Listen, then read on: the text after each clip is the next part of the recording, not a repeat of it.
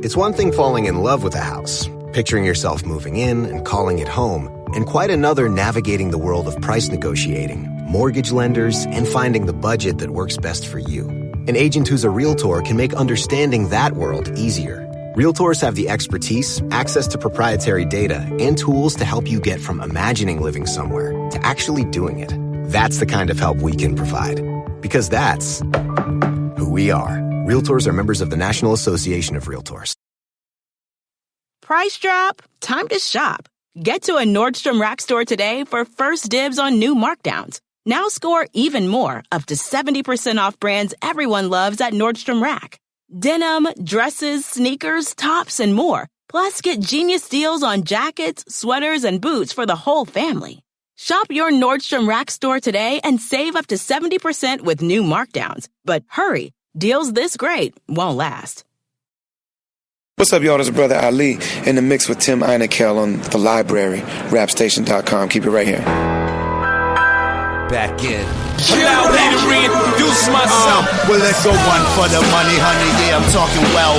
Two is for the show. I flow like nobody else. The name is Krazy, yeah, like Jay-Z said himself. Allow me to reintroduce myself. Krazy Drayz, member of the hip-hop group Das EFX, started to pursue a solo career in 2012 with the release of his debut album, Showtime, which will be followed up by his next album, Showtime Encore, and will be released this year. With that, I welcome Krazy Drayz to the library with Tim Einekel on rapstation.com. Yo, what's poppin'? Thanks for having me, man. So as mentioned, in 2012, you went off to pursue your solo career. So I was just curious, just to start from the beginning, like in a group, you have the opportunity to kind of play off each other and each other's lyrics, but then as a solo artist, you could only really play off your own lyrics. Was that an easy transition for you? It's actually a challenging transition. You know, it's kind of, you know, especially if you've been doing the duo thing for, you know, the last 20 years, and then all of a sudden, you know, you're thrust into kind of flying the plane by yourself with no real co-pilot. It could be challenging, you know what I mean? So, but luckily, I mean, you know, you got to, well, for me anyway, I just tried to get my mind right, and I've done a few shows. I got a few shows under my belt, and, you know, it's kind of knowing when to go hard, when to pull back, because you don't have that extra support there, you know what I mean? Now, in terms of the songs, doing the songs, it's also challenging because you have to basically rely on your own skills. There's no, you know, partnering. There's no, you know, throwing ideas around. So, you know, the whole thing is challenging, you know. Right. Did you still have, I'm just curious, as a solo artist, do you still have that, like, you know, one sounding board that you still could kind of throw ideas off of, or did it just become completely you? Yeah, it's pretty much just, you know, no, I mean, honestly, I kind of like it like that at times because, you know, when you're in a room full of people, then there's this opinion, that opinion, I don't like this, I don't like that. So when it's just me by myself, I could just really sit with the beat and go where I want to go, you know. So as mentioned, Showtime Encore will be the follow-up album to your first solo album, Showtime. And I just had one really quick question about, I mean, just the process and for these two albums. One, did you at all with the second album, Showtime Encore, did you approach this one differently than the first? And also, did you feel more comfortable going into this album more than the first album you went into, since it was the first time you were going off as like a solo artist? Doing the first album was kind of, you know, I didn't know where I was going with it, but I just know I wanted to make it a representation of what the fans knew me for, you know, in terms of Das EFX. I know I needed to make it boom bap, and especially since the last Das album wasn't around the corner. It was 2003, and it wasn't, in my opinion, our best work. So doing the Showtime album, I knew I had to basically tell the fans what they wanted to hear, make it how they, you know, I thought they would want it to sound.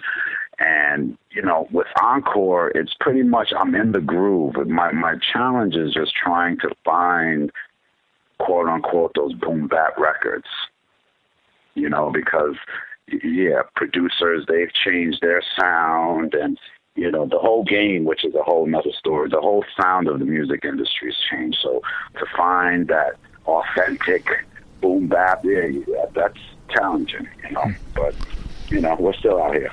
Right, nice. You, I'm gonna jump around a little bit, but you released a mixtape called Faith, and so as I read, I kind of was trying to figure out how just reading into the mixtape compared to the album, and I feel like I got a more, and not in a bad way, but like a more of a relaxed feel from you in the mixtape versus Showtime, where in Showtime, like you said, you were kind of, showing the fans, reminding the fans who you were and who you are.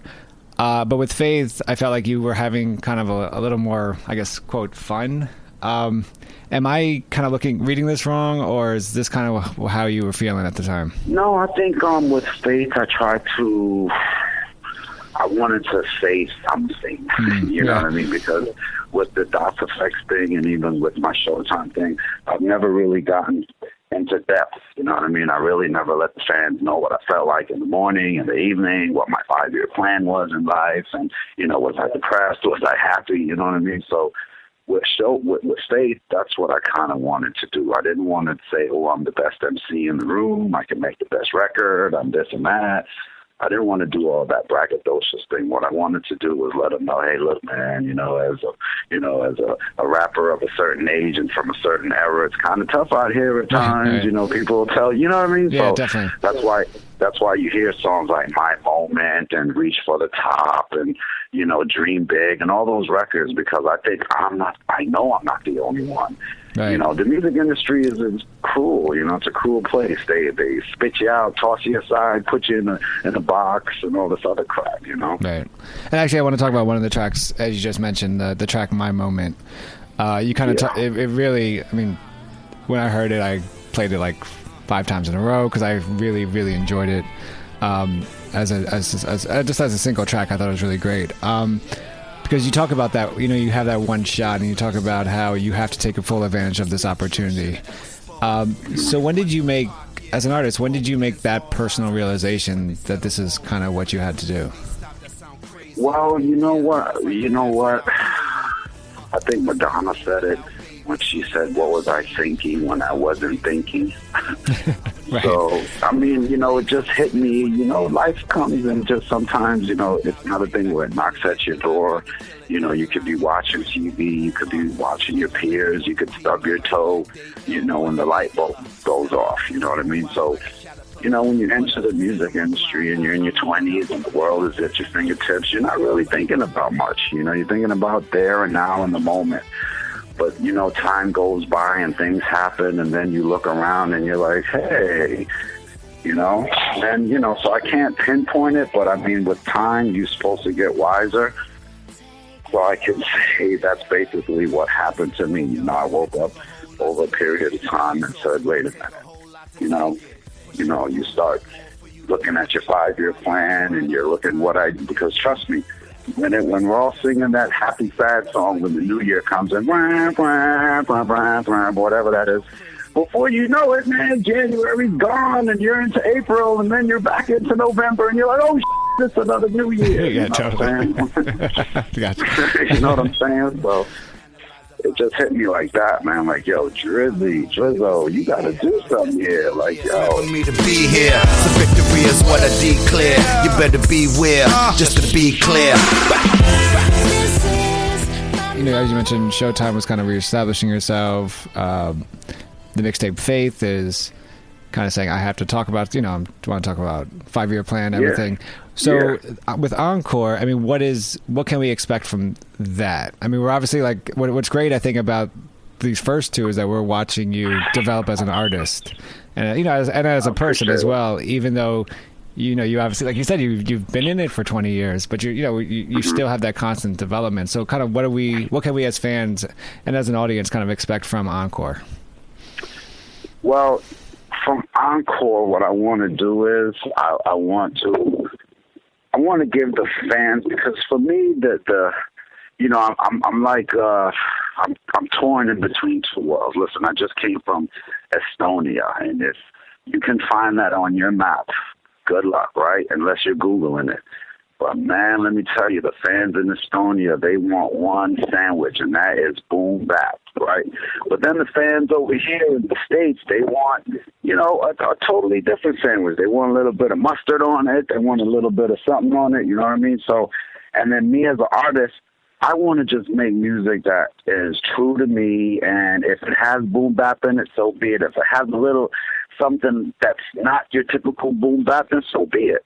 So Encore for me is just going to be a mixture of a little bit of Faith, a little bit of Showtime, and then a little bit of the other music that I really, you know, I'm just doing because I love making music. But one thing I could say is I think when you listen to it, you're going to be like, this guy, Dre, got it together. Because what I'm finding out about myself is the more music I make, the easier it's becoming. You know, so that's kind of what I think Encore is going to be. It's going to be boom bap, but it's going to be telling you about, you know, what I want to do still and where I want to be, and maybe I'll tell a Slick Rick type story, and, you know, I'll just do what the hell I want to do, but it's just going to be more music that you're going to say, wow, this guy Dre is continuing to grow as an artist. You know, as we mentioned, you were part of the group, still part of the group, Das EFX, who, you know, debut album came out in 1992, and you've obviously been doing this for more than 20 years, and you've traveled overseas on tour. Your fan base has expanded. So has your reason for pursuing this art form, has that changed at all, or is it still when you got into this game in the first place? Is it still the same? My view on, you know, life obviously has changed because I've been around the world 200 million times. So when I got into the music, it was because it was just in my blood, and it's still in my blood. You know what I mean? It's like it's you know, the difference between getting a job or a career or, you know, your passion. Those are all three different things, you know. So I got into music because it was what I wanted to do. Woke up, went to sleep doing, wanted to be an artist. Same thing now, but slightly different. You know, I look at the music industry as this open opportunity, like when Bugsy Siegel went to Vegas and he saw the desert and people were like, what do you see? It's just friggin' sand. And he's like, no, man, I see stuff. You know what I'm saying? So that's kind of what I see the music industry as. It's the doorway to, anything and everything. It's not like me and you are two garbage men sitting here like, yeah, if we pick up enough garbage, we can become the best garbage men in town. And man, listen, this is the music industry. You mess around, crack the code, you're Jay-Z. You know what I'm saying? Right. So that's what I'm saying. That's kind of, where I'm at in my life right now, like the music. And luckily, I can make music with my left pinky toe, and I'm a righty. You know what I'm saying? Right. So, music for me is just like that. But I know it's an opportunity now, and it's what you do with it. Similar to basketball players, and, I don't care who you are. If it's something you can do to open the door to become the greatest person ever, whether it's you're now an entrepreneur or you're the greatest inventor, or because that's what music can do for you. It can allow you to now become this other person and explore your brain and do all types of stuff. I was curious I talked to a lot of independent artists, and I'm just curious your take on this. With obviously albums and the internet, it's become really easy to pirate any album, right? So is the goal still for an independent artist to ideally make money off of album sales, or is that just kind of a reality that you don't have, and that you've already thought, well, I'm not going to make money off these album sales because someone's going to pirate my stuff, but I have to make money off of a touring or, merch. I mean, is that already in the works as you're kind of making an album? You know what? What's in the works is that anything is possible, and expecting unexpected. The can go where you make great music, no one hears it, and you're doing it independent, and then all of a sudden you're Macklemore. Right. You know what I mean? Or the shit can go and you're making music over a period of time, and then your shit is just sitting on some VP's desk or some A&R's desk, and then Pharrell walks in, and next thing you know, you're Robin freaking Thicke. You know what I'm saying? So it can go so many freaking ways, man. Like for me, for instance, now my situation is, listen, I'm crazy Drayz. If Dot Effects Google me, right? I got many pages coming up. But my thing is, if you look at my quote-unquote numbers, my followers, my two independent offerings, the sales, the downloads, you're like, oh, this guy is not really. So that's my challenge. My challenge is, okay, they're going to pirate it. It's not going to translate into Twitter followers or, you know, or Facebook likes or something like that. But that's the challenge I have. Steal it, do whatever the hell you want to do with it. I just wanted to come across the world's radar. Like, oh, this guy Krazy Drayz is incredible, and guess what? He has a solid fan base because that's what it's rooted in. You know what I mean? You can't be the leader of an army and you have no army. Right. You know what I'm saying? So that's my thing. You know what I mean? Like, yo, if this was in the 90s, and I don't want to sound like one of those, back in my day.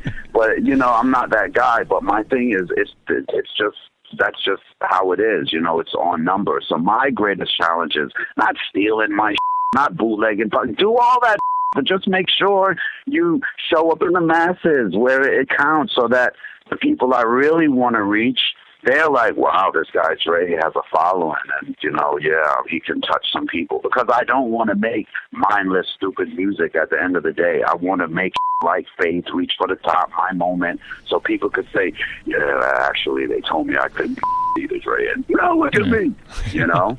If I mean, as someone who's, you know, who came up in the 90s and who was an artist who experienced like what it was like to actually, you know, get radio play because or even, you know, music, television play, because it was a time where obviously radio and music, the stuff you heard was more diverse than what you hear today. Like you would have the, you know, like, you know, I mean, you would have the most, like, you know, like Public Enemy, and you would have like Two Live Crew, right, in the same playlist. But nowadays you obviously don't have that. If that was still true today for you, like if that was still true today, would you? I'm wondering, would you care more that if your stuff was or wasn't played on radio than back in the 90s when there was more diversity in radio? Listen, man, you show me one person who does something and doesn't want to be acknowledged for it or want someone to see it. You know what I'm saying? Definitely. So hell yeah, I want my played before and after Drake and between and Rihanna and all that, man. Right. You know what I'm saying? Yeah, man, I'm not doing it just because, I want to represent the underground and I don't care. And if you're doing it, and like I tell a lot of artists, listen, we're all in this freaking game for different reasons. You know what I'm saying? So don't fault me if I have big eyes and like that. I'm from Jamaica, and that's part of my thing where I came to the country. And I want it all, man. 10 jobs if I got to do that, you know? Nice. So, yeah, I mean, you know, my attitude is that, listen, we're all still making music. Trust me. I know Onyx, they just dropped the album. This one just dropped a song. This one just dropped a song. But unfortunately, somewhere along the lines, the record execs, they all had this meeting, and just like they did disco, they said, okay, 90s sound or whatever you want to categorize it as, they said, we don't want that sound. Let's play this sound now. You know, that's kind of right. It's just someone had a meeting along the way, and in 2003, I did the homework when Lil Jon came in and he dropped to the window, to the wall, and then I said, the shift happened, you know. And now, basically, you want to talk about the underground. It's really the underground now. If you want to find stuff, you better go digging. Right, definitely. No, it's true. No. I want to kind of turn a little bit, but talk more about your solo career. And you know, as mentioned in 2012, you decided to take a break from DOS FX and pursue your solo career. Did you always know that you wanted to pursue a solo career? And if not, when did you decide that? No, I didn't. I mean, you know, my thing is I'm acting off of an action or a reaction. My thing is a reaction off of an action. So for me, the Das Effects brand wasn't moving fast enough for me because the speed of the game has changed, one, and two. Listen, it's just one of those things where, you can get Scoob's take on it or get my take on it. So my take on it was, listen, we need to compete. And if we're not competing over here fast enough, then I need to just go and do what I have to do because it's just some things that are just in you, and it's not, I'm not the first group that it's happened to. And there's no animosity. There's no behind the story beef. I mean, it's like any other thing. I mean, listen, once you spend enough time around a person, you might not like this or that, but that's not the circumstance or the factor why we're not making music. It's just, listen, I like to make music all the time, and I want this kind of dream, and you know how it is. You become this type of person, right? And then other people develop their own vision of where they want to go. So with all that being said, I was only left with one option. You better get in the studio and do the hook and do an extra 16 and make a whole record. And then one thing just led to another. I'm like, I'm 20 songs deep. Right. Well, let me pursue this solo thing, I want to turn to go back a little bit. On Das Effect's third album, Hold It Down, you got to work with some of the best, the best to ever do it. Easy Mo B, Showbiz, DJ Premier, just to kind of name a few. Can you just take the audience into like what those studio sessions were like crafting that album? They were crazy. They were crazy. Well, to set the mood, I believe that was our third album, maybe. Yeah.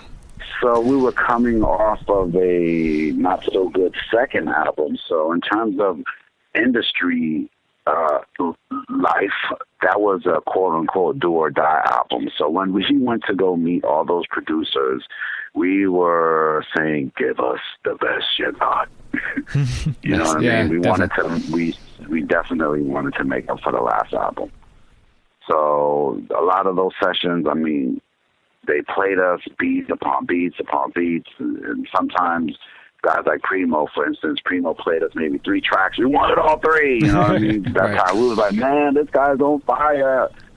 So, and I think he actually made real hip hop right there for us, as a matter of fact. And then we took home No Diggity. I remember taking home that beat with me. But a lot of those sessions, like Easy Mo B and so on and so forth, they had just worked with guys like Biggie, and they were our idols anyway. So it was a pressure do or die session, like we need to eat, and at the same time was, I can't believe I'm in the studio with this guy. Nice.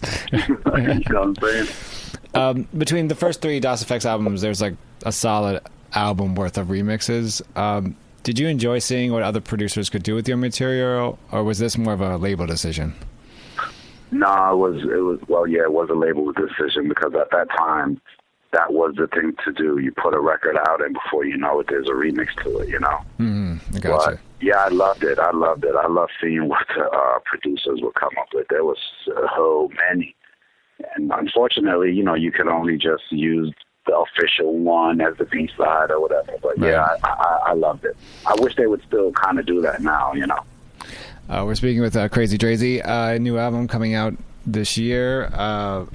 Called Encore. What's the best way to kind of keep up to date with what you're doing? Man, I'm doing the same thing as everybody else. I'm on social media. You can catch me at, my Twitter, at Krazy Drayz, and that's with a K, so that's Krazy, Drayz, Drayz. People always get those mixed up. So it's Krazy Dray, at Krazy Drayz, and on Facebook, The Real Krazy Drayz. And, Instagram, same thing, Krazy Drayz. So other than, doing something crazy, getting in a crazy fight, or where you can see me on World Star, but, just catch me on the basic sites, man. And when do we expect the album to drop? Well, what I'm doing is I'm juggling right now. Okay. I have faith in this hand. I mean, I'm not sure what to call it. I should call it Keep the Faith. And they're both done, man. They're both done, man. So, yeah, Faith Part 2, Keep the Faith, that's done. Encore is done. What I'm trying to decide to do, it's what song, because I'm thinking, should I just drop a iTunes type single with a video and then try and, it's the music business, so I'm still trying to fix the business side, right? Because what I learned from Showtime was basically, you need some help. You need some assistance to get the word out. Right. You know what I mean? So I want to make sure it's only fair to me, the music, and the fans, because there's a lot of people, really? I didn't know you had an album? Oh, man. You know? Yeah, definitely. Krazy Drayz, member of the hip-hop group Das Effects, coming out with his second album, Encore. Yeah. Krazy Drayz, thanks so much for joining me on The Library with Tim Einenkel on rapstation.com. No worries, anytime. Krazy Drayz, you can call me Dre. I hold it down straight from around the way. Say what I mean and I mean what I say. Operating on the beat like my name's Dr. Dre. Like my name's Dr. Dre. Like my name's Dr. Dre. Like my name's Dr. Dre. Operating on the beat like my name's Dr. Dre. Yo, bow, wow, wow, yippee yo, yippee yay. Word to Snoop Dizzle, it's your nizzle, Diggy Dre. Like the killers in LA, I'm spraying like an AK. Work the mama, bring the drama like an MK Slay. Hey, hey, Dre more potent than some Cali weed. No joking, what I'm smoking, it ain't gotta see. Ain't no choking, got you open, I got what you need. Check my pedigree, you'll see that I'm a different breed. Same game, but in a different league. Same lane, but I'm moving at a different speed. Same brain, but I'm using mine, true indeed. The boy, hold it down, that's how it sound when you're in the lead. Now how I'm on it, bring the heat all day. Still blazing that chronic, kill beats like Dre. You know I'm still psychotic, I'm about it all the way. You know the boy still got it, don't doubt it when I say, hey, Krazy Drayz, you can call me Dre. I hold it down straight from around the way. Say what I mean and I mean what I say. Operating on the beat like my name's Dr. Dre. Like my name's Dr. Dre. Like my name's Dr. Dre. Like my name's Dr. Dre. Operating on the beat like my name's Dr. Dre. I said I'm coming from the east side, got love for the west side. Big and Pac, I swear two of the best died. They tried to fill they slot, some of the rest tried. Dre drop heavy like a Chevy, nigga, let's ride. This shit thumping, you can hear from a block away. I get it jumping, bring the funk word to Dr. Dre. I'm slam dunking on these punks word to Dr. J. Sometimes I take it easy on them, no, but no, not today. Stickity still drop gems, make hits. Shiggy, this shit still bang like the Bloods in the Crips. Still do it for the fans, still do it for the chips. Still playing my shit up in the clubs and in the whips. I do work, boy, I only know one way. The game without Drayz like no church on Sunday. That sound absurd like no work on Monday. I'm a legend, some say they're gonna get it one day. Krazy Drayz, you can call me Dre. I hold it down straight from around the way. Say what I mean and I mean what I say. Operating on the beat like my name's Dr. Dre. Like my name's Dr. Dre. Like my name's Dr. Dre. Like my name's Dr. Dre. Operating on the beat like my name's Dr. Dre.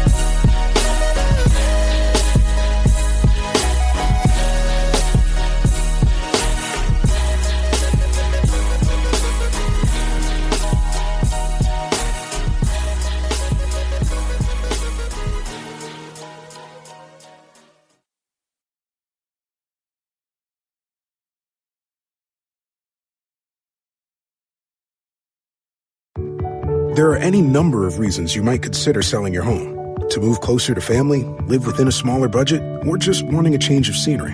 Whatever your reasons, having to figure out all the various housing market trends in your area may not be what you signed up for. That's where an agent who is a realtor comes in. Realtors have the expertise to help you find the right price and navigate the process to sell your home in a way that's right for you. That's who we are. Realtors are members of the National Association of Realtors.